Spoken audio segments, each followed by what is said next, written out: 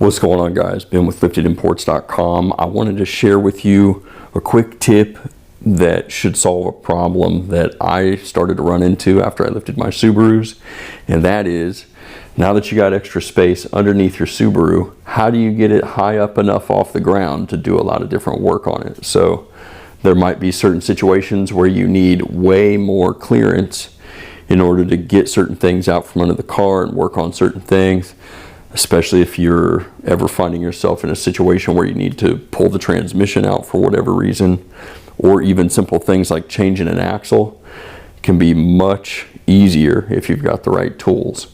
So I'm just going to show you some basic things that I use in order to do this. This is a short video, but let's go ahead and jump into it. The first thing is some 6-ton jack stands. Now you could use whatever brand you want. I just ordered these big red jacks. They're from a company called Torin, and I liked these because they had good reviews, and they also had this locking pin that you can put in. Don't ask me why, it just gives me the willies to think that one of these might pop loose on me, so I love these little locks that go in. I also like the handle on these, it's nice and solid. And in addition to the jack stands, I also really like using these little pinch weld deals here. See if we can get the camera to focus in on it. I don't know if it's going to work, but these are just little rubber pads that you can use to kind of help save your pinch welds. I don't really care about my pinch welds, but you guys might, because you're probably driving a nicer car than I am. Mine's a piece of, you know. But these are super cheap, make the job easier, and I like them a lot. The other thing you're going to need is you're going to need a floor jack. I think you should have a floor jack. You could use whatever kind of jack you want, but floor jacks are what I like. Now, I also have a little pad that I use on my floor jack. You don't need one of these, but I like using them.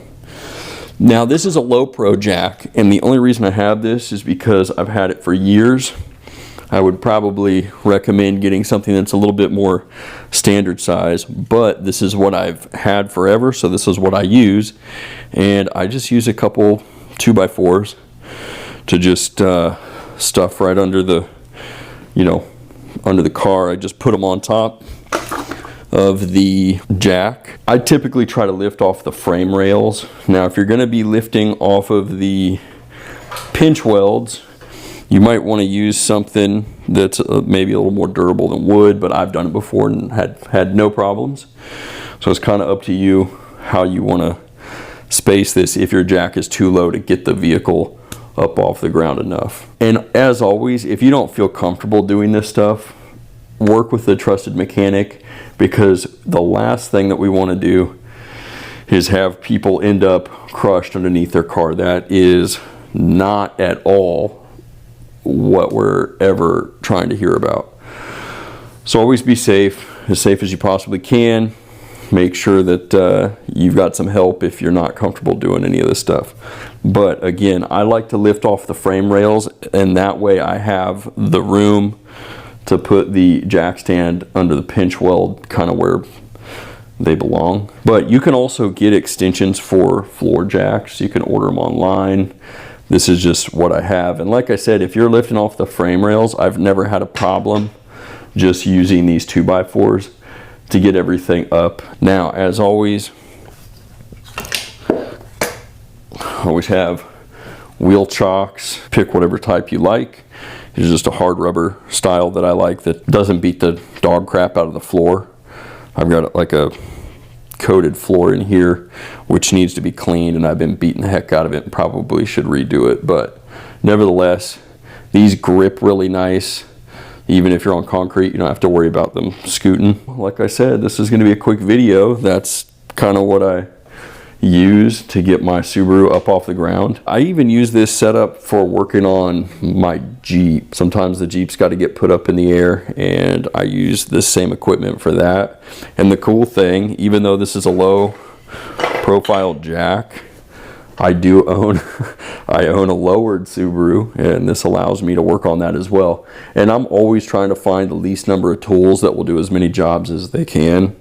So that's why I have not added like a bigger jack to the fleet yet. So I hope this is helpful for you. This is something that you'll probably want to sort out before you need it, because if your car needs to be worked on, it's probably going to be good to have all the right equipment already on hand so you can just get out there and get to work.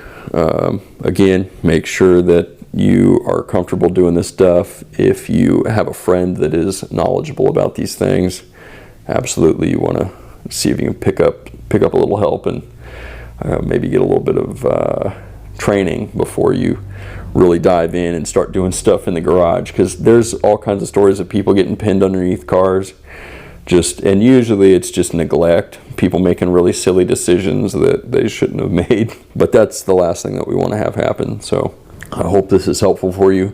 Feel free to subscribe to the channel. That would actually be helpful for us. Make sure you like the video, leave a comment, and actually leave a comment. Let me know what kind of Subaru you drive, and let me know what mods you've got, and then let me know what kind of mod you're planning to do on it. Until next time, I'll see you guys out on the trail. Hope you guys have a great day.